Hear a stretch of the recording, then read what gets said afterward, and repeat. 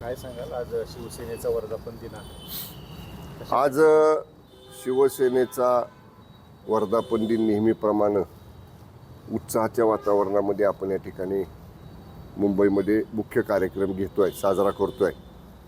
अनेक स्थित्यंतर शिवसेनेच्या राजकीय जडणघडणीमध्ये महाराष्ट्रानं पाहिलेली आहेत. मुळात शिवसेना ही स्थापना हिंदू हृदय सम्राट शिवसेना प्रमुख वंदनीय स्वर्गीय बाळासाहेब ठाकरे साहेबांनी केली आणि त्यांना भक्कम साथ धर्मवीर स्वर्गीय आनंद दिघे साहेबांनी दिली.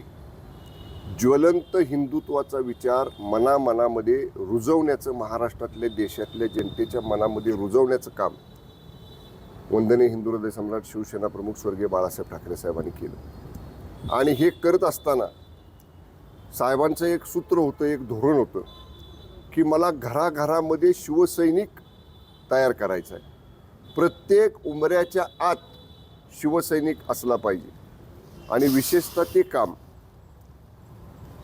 पक्षाचे मुख्य नेते आदरणीय एकनाथजी शिंदे साहेबांच्या नेतृत्वाखाली गेली 4 वर्ष 2022 पासून अत्यंत जोमानं देशामध्ये सुरू आहे. आपण पाहिलं, मागच्या 15 दिवसापूर्वी राष्ट्रीय कार्यकारिणीची बैठक दिल्लीमध्ये झाली. अनेक राज्यांचे राज्यप्रमुख शिवसेनेचे त्या बैठकीमध्ये होते आणि साहेबांनी, आदरणीय शिंदे साहेबांनी शिवसेनेचा विस्तार हा प्रत्येक राज्यामध्ये जसा महाराष्ट्रात उंबऱ्याच्या आत शिवसैनिक आपल्याला तयार केलेला आहे, तसं देशामध्ये करायचं आता काम आदरणीय शिंदे साहेबांच्या नेतृत्वाखाली आपण सगळेजण या ठिकाणी करतो आहे. मी एवढंच सांगेन आजच्या वर्धापन दिनाच्या निमित्तानं की जो झंझावात शिवसेनेचा विशेषतः 2022 पासून पुढे माननीय शिंदे साहेबांच्या नेतृत्वाखाली सुरू झालेला आहे. आज आम्ही 61 आमदार आहोत. 7 खासदार आपली निवडून आलेले आहेत आणि शिवसेनेची ताकद महानगरपालिका असेल, नगरपालिका असेल, नगरपंचायत असेल, ग्रामपंचायत असेल, जिल्हा परिषद असेल, पंचायत समिती असेल, प्रत्येक स्थानिक स्वराज्य संस्थेमध्ये म्हणजे जिथं लोक मतदान करतात, लोकशाही मार्गानं शिवसेनेवरती शिक्कामोर्तब होतो, धनुष्यबाणावरती शिक्कामोर्तब होतो. अशा प्रत्येक निवडणुकीत शिवसेनेचा झंझावात विशेषतः मी म्हटलं तसं गेल्या 4 वर्षात महाराष्ट्रात खूप मोठ्या प्रमाणात झालेला आहे. आम्ही सगळेजण आदरणीय शिंदे साहेबांच्या नेतृत्वाखाली असाच पक्ष वाढवण्याचं काम आणि पक्ष वाढवत असताना वंदनीय हिंदू हृदय सम्राट शिवसेना प्रमुख स्वर्गीय बाळासाहेब ठाकरे साहेब, धर्मवीर स्वर्गीय आनंद दिघे साहेब यांच्या विचाराची कास धरूनच पक्ष वाढला पाहिजे. या दोन्ही नेत्यांच्या ज्वलंत हिंदुत्वाच्या विचाराला बळकटी, मजबूती महाराष्ट्रामध्ये आणि देशामध्ये मिळाली पाहिजे, हे सूत्र घेऊन आम्ही पुढे वाटचाल करतोय. साहेब, आज जो वर्धापन दिन होत आहे यासाठी आता जे ठाकरे गटाच्या खासदारांची उबाटा हा जी चर्चा सुरू आहे, या चर्चेच्या बाबत हे काही खासदार उपस्थित राहू शकतात का यावर? आता आम्ही बघा मुंबईत निघालेलो आहे, त्यामुळं आता जेव्हा काल संध्याकाळपर्यंत आम्ही सातारा, सांगली स्थानिक स्वराज्य संस्थेच्या निवडणुकीच्या मतदान प्रक्रियेमध्ये होतो. ती संपल्यानंतर पक्ष कार्यालयामध्ये तालुकानिहाय, विधानसभानिहाय कसं मतदान झालं त्याची या ठिकाणी आकडेवारी आपण कळवली.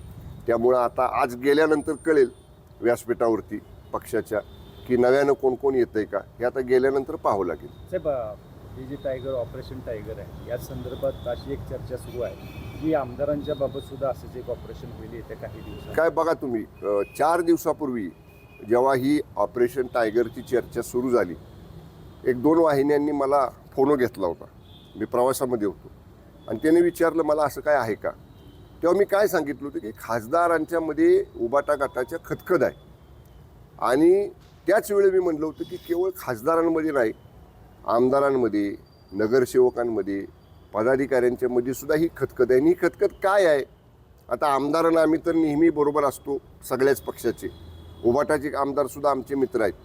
पण सभागृहामध्ये विधानसभेचं काम, अधिवेशन चालू असताना किंवा मंत्रालयामध्ये भेटताना अनेक आमदार खतखत व्यक्त करतात की आम्हाला पाठबळ जे पक्षाचं पाहिजे, पक्ष नेतृत्वाचं पाहिजे.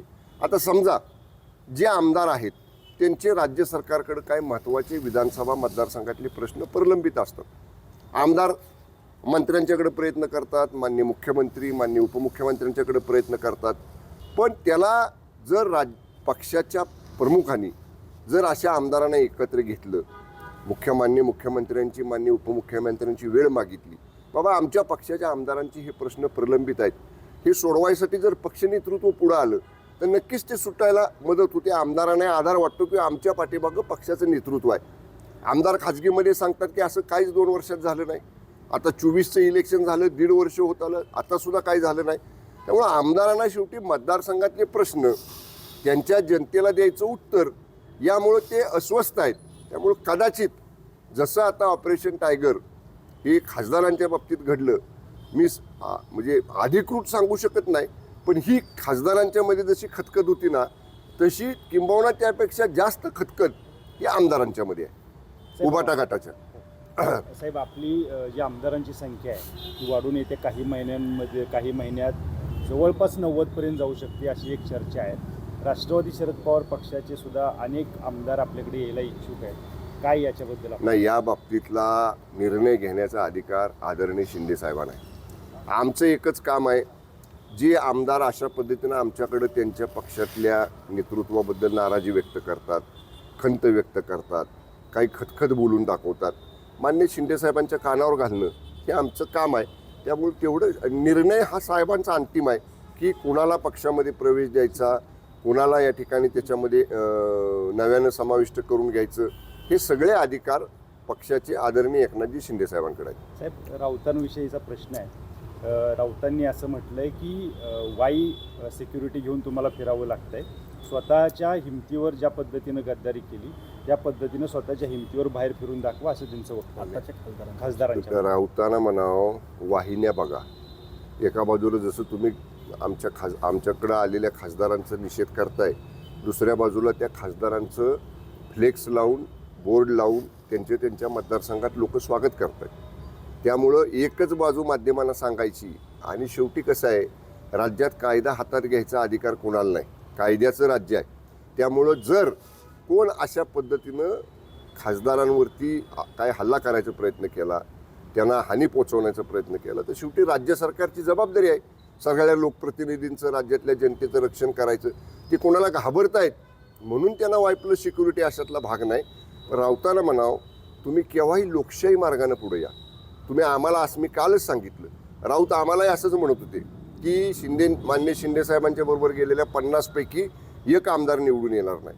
आम्ही 40 आमदार पक्षाचे होतो, 10 आमदार अपक्ष होतो, 40 पैकी आम्ही 60 झालो.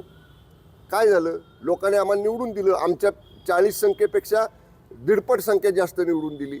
म्हणजे लोकांचा विश्वास शिंदेसाहेबांच्या नेतृत्वावर आहे.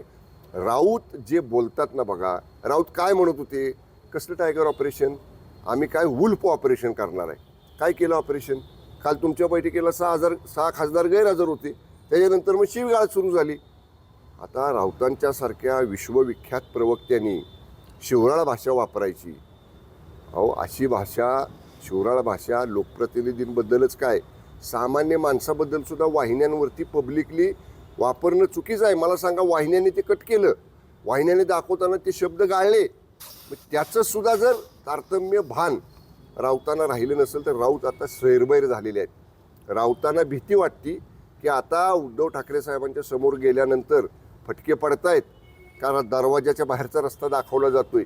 ह्या भीतीमुळं सैरबैर झालेले राऊत अशा पद्धतीची वक्तव्य करतात. साहेब, दुसरं एक वक्तव्य आहे त्यांचं की जसं ज्या पद्धतीनं ऑपरेशन टायगर सुरू आहे त्या पद्धतीनं आमचं ऑपरेशन तुडू असं पण आम्ही सुरू करू शकतो. याला म्हणा समोर काय तुडू. राऊत खुर्चीत बसून, एशीत बसून बोलतात. राऊत कधी रस्त्यावर उतरलेले दाखवा मला. 10 वर्षात, गेल्या 20 वर्षात राऊत रस्त्यावर आले तर राऊतांनी आंदोलन केले, राऊतांनी कुठं अशा पद्धतीनं काय संघर्षाची भूमिका घेतली. राऊतांचा दम तोंडात आहे. राऊत ह्याच्यापेक्षा दुसरं बोलण्याशिवाय दुसरं काय करू शकत नाहीत. राऊत हा कृती शून्य असणारा माणूस आहे. ठीक आहे. ओके.